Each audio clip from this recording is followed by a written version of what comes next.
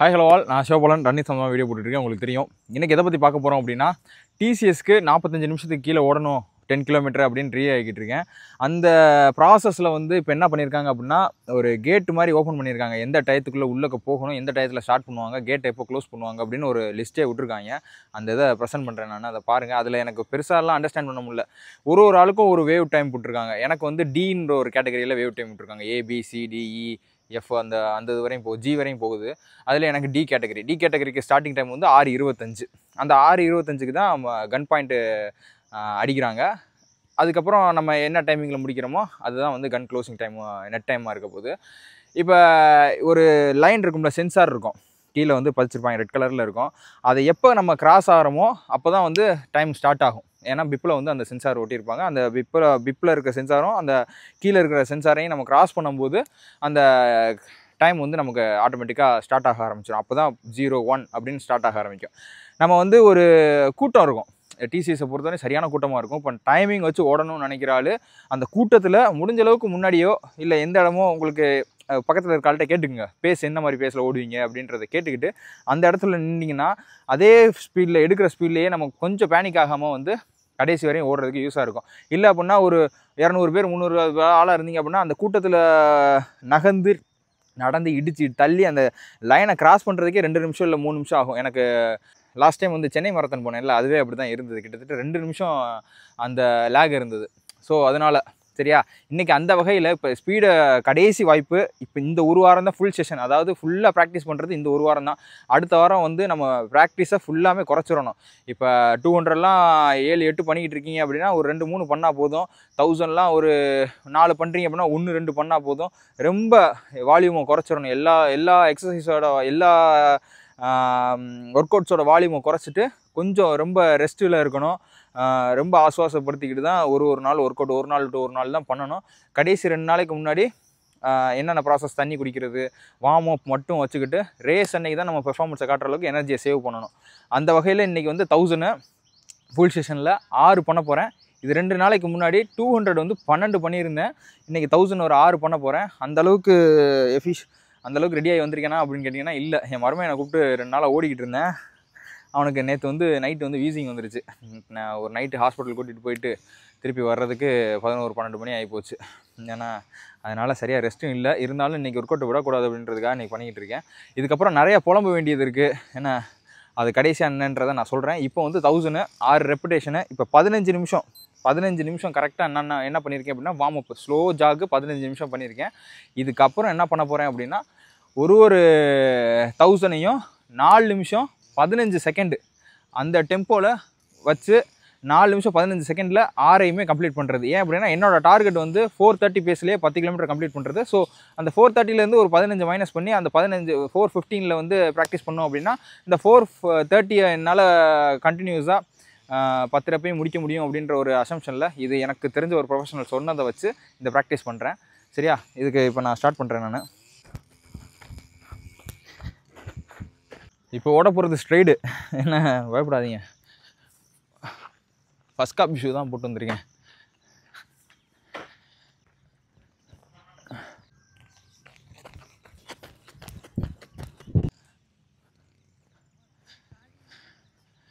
சரி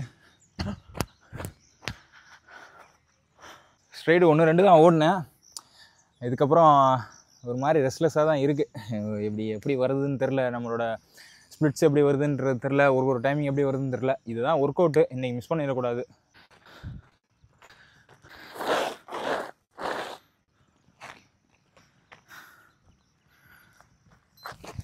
நாலு 15 first 1000. Second reputation 4-3 வந்திருக்கு. என்னை மாதிரி ஒரு ஆள் கோச்சோட ட்ரெயின் ஆகிறது சேர்ந்துருந்தோம்னு நீங்கள் போடா அப்படின்னு அனுப்பி விட்ருப்பாரு. ஏன் அப்படின்னா இன்றைக்கி 1000 மீட்ரு ரெப்புடேஷன் ஒர்க் அவுட்டு. மொதல் ரெப்புடேஷனு 1000க்கு பதில் 1100 ஓடிட்டேன். அது ஒரு 4:15 ஆல் அவுட்டாக ஓடிட்டேன். 80% ஓடணும். ரெண்டாவது 4-3, அது ஒரு 90க்கு மேலே ஓடிட்டேன். மூணாவது 4:13. ஏன்னா இப்படிலாம் பார்த்தாங்க அப்படின்னா நீ வேணாம், நீ கிளம்பு நீ முதல்ல அப்படின்னு அனுப்பி விட்ருவாங்க. ஒரு நாளும் இந்த டிசிஎஸில் டைமிங் குறைக்கிறது அப்படியே மண்டை காசலாக இருக்குது. முடியுமா அப்படின்னு இந்த வார கடைசியில் ஒரு 80% 8 கிலோமீட்டரை 4.3 பேஸில் ட்ரை பண்ணி பார்க்க போகிறேன். அதை அப்டேட் பண்ணுறேன். 4:12 4th செட்டு. கடைசி 200க்கு இவர் தான் ஓடி கொடுத்தாப்புல. வணக்கம்.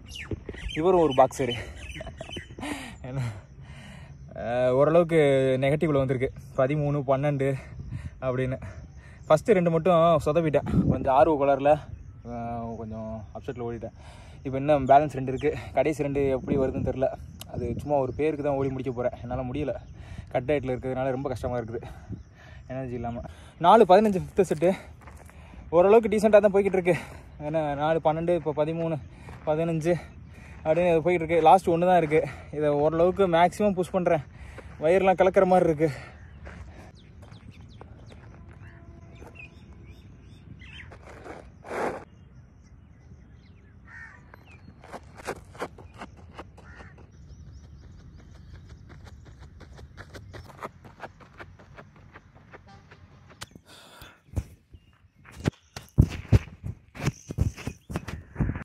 கடைசி 4:21 வந்துருச்சு. ஆனால்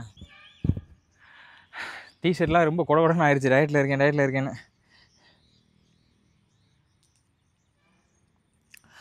இதை இப்போ நான் வந்து உங்களுக்கு சொல்ல போகிறது என்னென்னா, 1000 மீட்ரு எவ்வளோ யூஸ்ஃபுல்லாக இருக்குது அப்படின்றத பற்றி தான் ஷேர் பண்ண போகிறேன். இப்போ நீங்கள் வந்து என்ன ஒரு பேஸில் ஓடினாலும் சரி, 6 above ஓடினாலும் சரி, 7 ஓடினாலும் சரி, 8 ஓடினாலும் சரி, இப்போ 1000ன்றது வந்து ஒரு முக்கியமான ஒர்க் அவுட்டு நம்ம டைமிங் குறைக்கல. ஏன் அப்படின்னா, ஈச் ஸ்பிளிட், அதாவது 1000ன்றது கரெக்டாக ஒரு ஸ்பிளிட்லேயும் நம்ம வந்து இம்ப்ரூவ் பண்ணுறதுக்கு உண்டானது. எப்படி சொல்கிறது அப்படின்னா, இப்போ 10 கிலோமீட்டர் ஓடுறோம் அப்படின்னா கரெக்டாக எக்ஸாக்டாக 1000 1 கிலோமீட்டர் இப்படி நம்ம ப்ராக்டிஸ் பண்ணுறது வந்து ஒரு ஸ்பிளிட்லேயும் நம்ம லாங் டிஸ்டன்ஸு கண்டினியூஸாக 5, 10, 21 ஓடும்போது இது ரொம்ப ஹெல்ப்ஃபுல்லாக இருக்கும். அதிக ரெப்பிடேஷன் 1000ல் ரொம்ப ஃபோக்கஸ் பண்ணுறது. இப்போ நீங்கள் வந்து என்ன மாதிரி டைமிங்கில் ஓடினாலும் சரி, இப்போ வந்து ஒரு 10 கிலோமீட்டர் 1 ஹவருக்கு மேலே ஓடுற ஆள், இல்லை 1 ஹவர்லேருந்து டைமிங் குறைக்கணும் ஒரு ஆள், இந்த 1000 ரொம்ப முக்கியமாக ஃபோக்கஸ் பண்ணுங்கள். இது அதிக ரெப்பிடேஷனுக்கு ரெஸ்ட்டு கம்மியாக வந்து ஃபோக்கஸ் பண்ணிங்க அப்படின்னா நீங்கள் ஓவரால் டைமிங், அதாவது 1 ஹவர்லேருந்து ஒரு நிமிஷம் 2 நிமிஷம்னு டிராஸ்டிக்காக வந்து 1 மாதம் 2 மாதத்துலேயே நமக்கு குறைய ஆரம்பிக்கும். இது போக ஹில்ஸ் ஒர்க் அவுட் அதை தனியாக நான் போட்டிருக்கேன், இருந்தாலும் திருப்பியும் போடுறேன் நான். ஏன்னா இந்த 1000 ஒர்க் அவுட்டை பொறுத்த வரையும் இப்போ ஒரு ரெப்பிடேஷனை எப்படி பண்ணணும் அப்படின்னா, இப்போ நீங்கள் வந்து 1 ஹவரில் ஓடுறீங்க அப்படின்ற பட்சத்தில், இப்போ ஆல் அவுட்டாக ஒரு ரேஸாக நீங்கள் ஒரு 2-3 மாதத்துக்கு முன்னாடி பக்கத்தில் ஏதாச்சும் ஒரு நடந்த 10 கிலோமீட்டர் இதில் வந்து 1 ஹவரில் ஓடிருக்கீங்க அப்படின்னா, அதுலேருந்து கீழே குறைக்கணும் அப்படின்னா எப்படி நீங்கள் கால்குலேட் பண்ணணும் அப்படின்னா, 1 ஹவர்னா 1 கிலோமீட்டர் 6 நிமிஷத்தில் ஓடிருக்கீங்கன்னு அர்த்தம். இப்போ நீங்கள் ப்ராக்டிஸ் எப்படி பண்ணணும், அதுலேருந்து ஒரு 10% மைனஸ் பண்ணிடுங்க. எப்படின்னா, இப்போ 1 கிலோமீட்டர் 6 நிமிஷத்தில் ஓடிருக்கீங்க ஆல் அவுட்டில், அந்த இதில் கன்டினியூஸாக ஓடும்போது. ஆனால் ப்ராக்டிஸ் பண்ணும்போது 1 கிலோமீட்டரை 5 நிமிஷம் 45 செகண்ட், இல்லைன்னா 5 நிமிஷம் 50 செகண்ட், இந்த இதில் நீங்கள் வச்சுக்கிறணும். சரி, இப்போ வந்து 80% அப்படின்னா 5 minutes 55 seconds ஃபிக்ஸ் பண்ணிக்கோங்க. 1 கிலோமீட்டர் முடிக்கிறதா ஃபிக்ஸ் பண்ணிக்கோங்க. இது 90% அப்படின்னா 5 minutes 45 seconds ஃபிக்ஸ் பண்ணிக்கோங்க. இப்போ ஒரு ரெப்பிடேஷன் ஒரு 1000 எப்படி ஓடுறீங்க அப்படின்னா, 5 நிமிஷம் 55 செகண்டில் ஓடி முடிக்கிறீங்க, 3 நிமிஷம் ரெஸ்ட் எடுக்கிறீங்க, திருப்பி 5 நிமிஷம் 54 செகண்டில் ஓடி முடிக்கிறீங்க, ரெஸ்ட் எடுக்கிறீங்க, திருப்பி 1000 வந்து 53ல் ஓடி முடிக்கிறீங்க, ரெஸ்ட் எடுங்க. 3 போதும் ஃபஸ்ட்டு ஸ்டார்டிங்கில் பண்ணுறது. இந்த 3 உங்களுக்கு வந்து 5 கிலோமீட்டருக்கு ரொம்ப ஹெல்ப்ஃபுல்லாக இருக்கும். 10க்கும் இது வந்து ஹெல்ப்ஃபுல்லாக இருக்கும். சரியா, இது வந்து ஃபுல் செஷன்றதுனால நான் 6 பண்ணியிருக்கேன். இது இன்னும் கொஞ்சம் அந்த சாப்பாடு இந்த டயட்லாம் இல்லை அப்படின்னா நான் 7, 8, 10 வரையும் பண்ணுறதுக்கு நான் ட்ரை பண்ணுவேன்.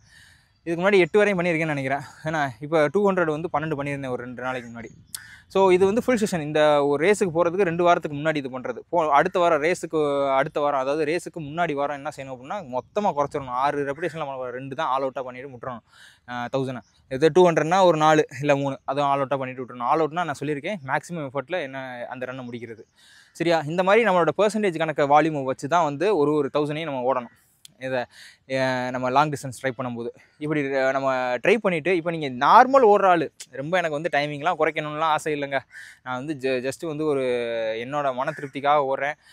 எல்லா நாளும் ஓடிக்கிட்டே இருக்கிறதுக்கு பதில் லெக் ஸ்ட்ரென்த்துன்னு ப்ளஸ் இந்த ஒர்க் அவுட்டை ஆட் பண்ணிட்டீங்க அப்படின்னா உங்களை அறியாமையே அந்த டைமிங் குறையும். இது உங்களுக்கு ரொம்ப ஹெல்ப்ஃபுல்லாக இருக்கும். ஸோ 1000 மீட்டர் வந்து ரொம்ப யூஸ்ஃபுல்லானது. இப்போ 400லாம் சொல்லுவேன். ஏன் அப்படின்னா, அது ரொம்ப கஷ்டமான ஒர்க் அவுட் 400லாம்.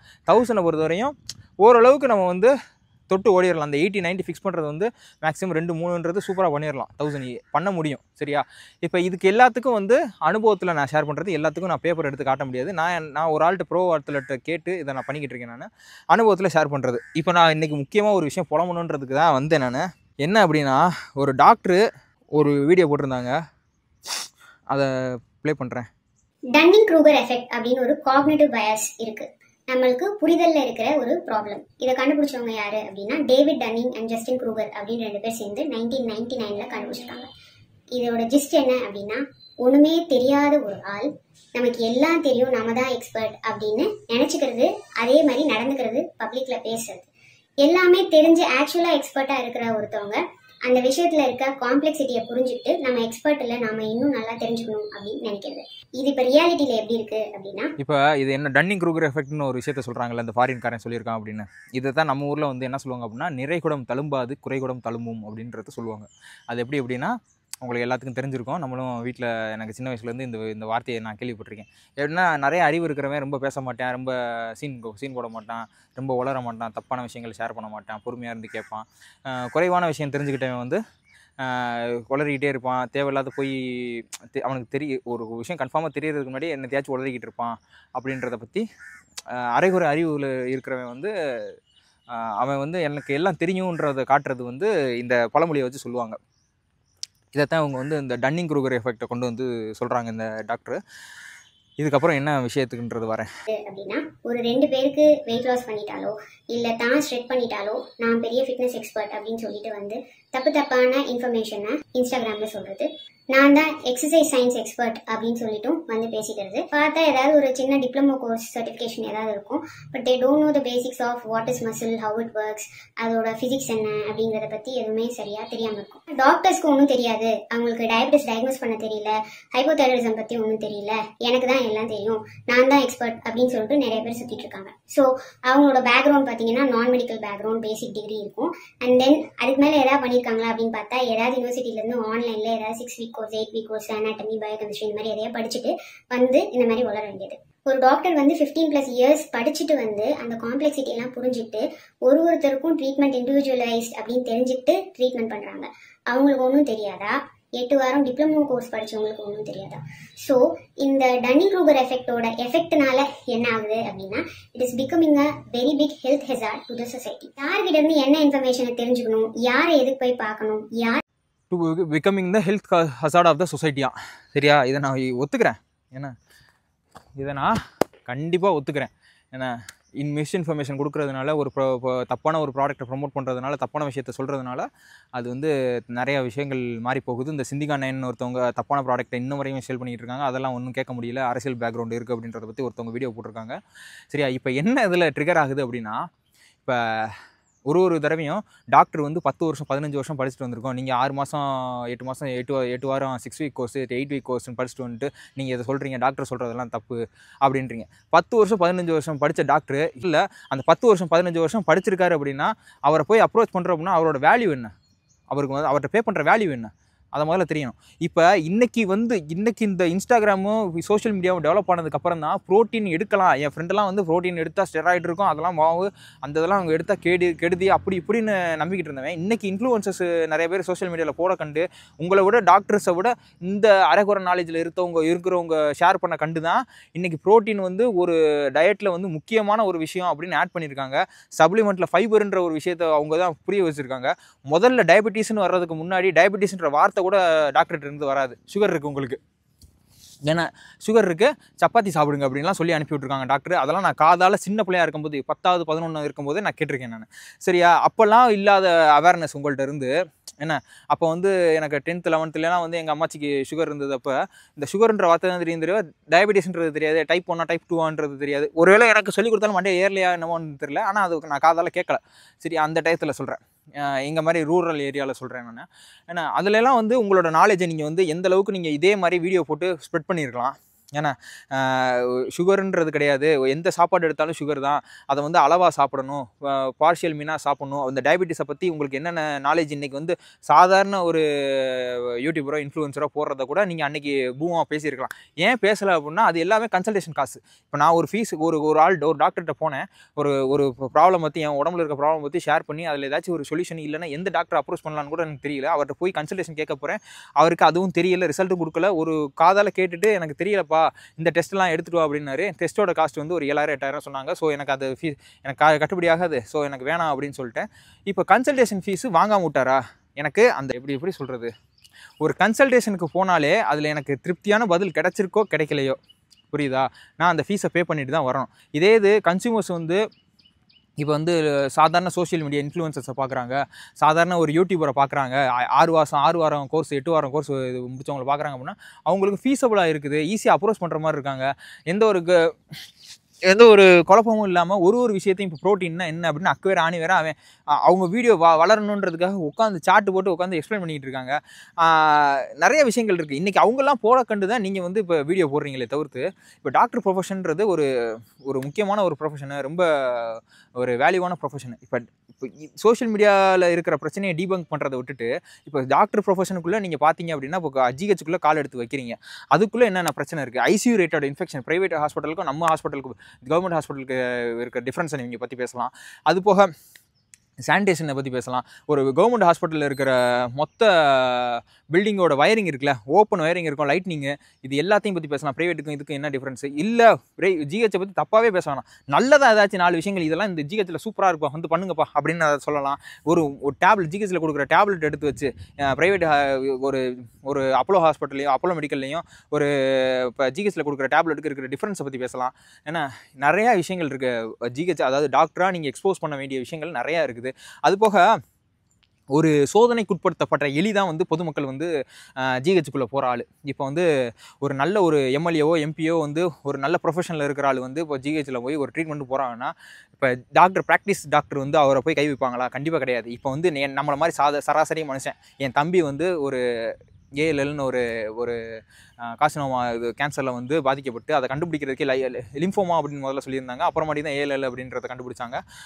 அதுக்கு வந்து லங்ஸில் இருக்கிற ஒரு ஃப்ளூயிட் வந்து ஃபுல்லாகிருச்சு, ஏதோ ஒரு நீர் கோர்த்துருச்சு நுரையீரலில், அதை வந்து எடுக்கணும் அப்படின்னு ஒரு ப்ராசஸ். அந்த ப்ராசஸ்க்கு என்ன பண்ணாங்க அப்படின்னா, ஃபஸ்ட்டு ஒரு டாக்டர் வந்து முதுகம் மடக்கி அந்த இவ்வளோ பெரிய நீடியில் எடுத்து ஒரு நல்ல தெரிஞ்ச டாக்டர் இப்படி குத்தணும் அப்படின்னு தான் சொன்னாரே தவிர குத்தி கூட காட்டலை.